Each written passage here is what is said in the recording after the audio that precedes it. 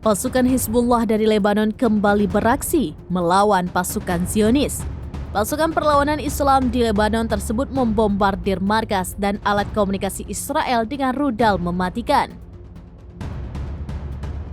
Video rudal Hizbullah menggempur situs vital Zionis itu beredar pada Kamis 28 Maret 2024. Dalam video tampak rudal Hizbullah tepat sasaran dan meledakkan target.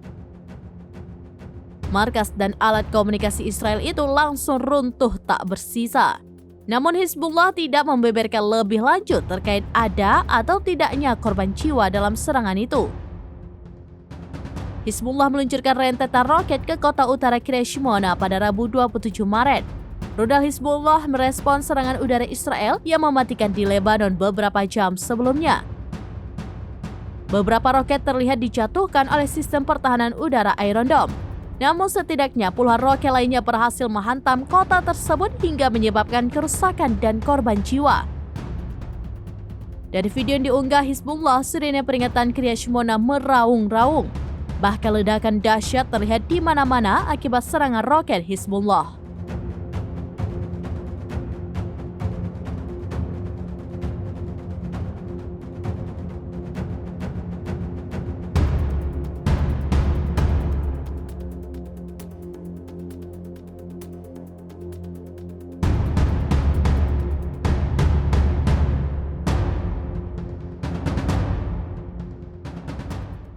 Download Tribun X sekarang, menghadirkan lokal menjadi Indonesia.